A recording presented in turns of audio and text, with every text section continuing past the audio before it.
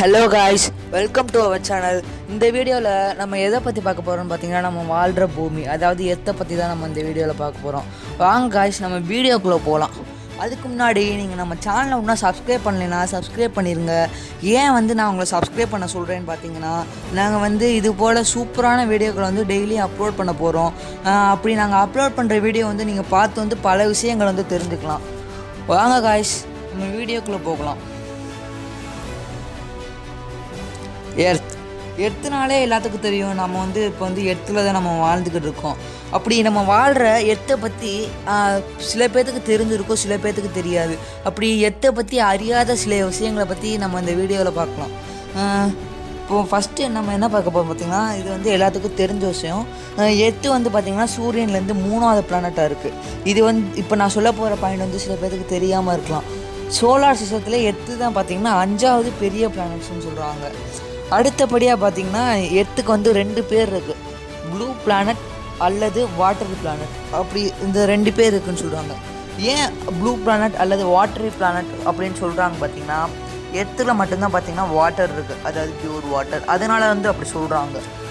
அது மட்டும் இல்லாமல் எர்த்தில் பார்த்திங்கன்னா 3/4% வாட்டர் தான் இருக்கும். அந்த 3/4%னா பார்த்துக்கோங்க, ரொம்பவே அதிகமாக தான் இருக்கும். அதுலேயும் அந்த 3/4%லேயே பார்த்திங்கன்னா 1% தான் நம்ம ட்ரிங்க் பண்ணுற வாட்டர் இருக்கான். மீதி 97% பார்த்திங்கன்னா சீ வாட்டர் அண்டு 2% பார்த்திங்கன்னா அதர் டைப் ஆஃப் வாட்டர் இருக்குன்னு சொல்கிறாங்க. அடுத்தபடியாக பார்த்திங்கன்னா எர்த்தில் மட்டும்தான் பார்த்திங்கன்னா எர்த்து மட்டும்தான் பார்த்திங்கன்னா ரோமன்ஸ் அண்டு கிரீக்ஸோட கடவுள் பெயரால் கடவுள் பேர் வைக்கப்படாத ஒரே பிளானட்ஸ். அது இது ஒரு புது விஷயம். நம்ம இப்போ தான் நாங்களே இதை ஃபஸ்ட் டைம் கேள்விப்படுறோம். அடுத்தபடியாக பார்த்திங்கன்னா எர்த்தில் மட்டும்தான் லிவிங் ஆர்கானிசம் இருக்குது. ஏன் எர்த்தில் மட்டும்தான் லிவிங் ஆர்கானிசம் வாழ முடியுதுன்னு பார்த்திங்கன்னா, எர்த்தில் மட்டும்தான் மனிதனுடைய அத்தியாவசிய தேவைகளான ஏர், வாட்டர் அண்ட் லேண்டு இது எல்லாமே இருக்குது. மற்ற பிளானட்ஸ்லாம் இது இல்லை. சப்போஸ் அப்படி இருந்தாலும் ஒரு பிளானட்ஸில் ஏர் இருந்தால், அதாவது ஃபார் எக்ஸாம்பிள் ஏர் இருந்தால் வாட்டர் இருக்காது. சப்போஸ் வாட்டர் ஏர் ரெண்டுமே இருந்திருந்தால் அந்த ஏர் பார்த்திங்கன்னா ஆக்சிஜன், அதாவது நம்ம சுவாசிக்கக்கூடிய ஆக்சிஜனாக இருக்காது. வேறு ஏதாச்சும் கார்பன் டை ஆக்சைடு இந்த மாதிரி உள்ள இதாக இருக்கும். அடுத்தபடியாக பார்த்திங்கன்னா எர்த்தோட போலார் டயாமீட்டர், அதாவது தமிழில் சொல்லணும் பார்த்திங்கன்னா துருவ விட்டம் பார்த்திங்கன்னா 12,714 கிலோமீட்டர் இருக்குன்னு சொல்கிறாங்க. அண்ட் ஈக்குவட்டோரியல் டயாமீட்டர், அதாவது அது எவ்வளோ இருக்குன்னு பார்த்தீங்கன்னா 12,756 கிலோமீட்டர் இருக்குன்னு சொல்கிறாங்க. நம்ம எர்த்து இருக்குது பார்த்தீங்களா, அது சூரியன் மணிக்கு 30 கிலோமீட்டர் வேகத்தில் சுற்றிட்டு வருதான். அது மட்டும் இல்லாமல் எர்த்தோட ஒரே நேச்சுரல் சேட்டலைட் எதுன்னு பார்த்திங்கன்னா 3.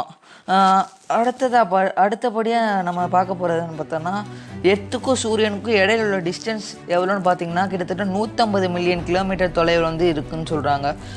அடுத்து ஒரு சின்ன இன்ட்ரெஸ்டிங்கான விஷயம், அது என்னன்னு பார்த்தீங்கன்னா, ஒரு ஃப்ளைட் மணிக்கு 800 கிலோமீட்டர் ஸ்பீடில் போகுதுன்னு வச்சுக்கோங்களேன்.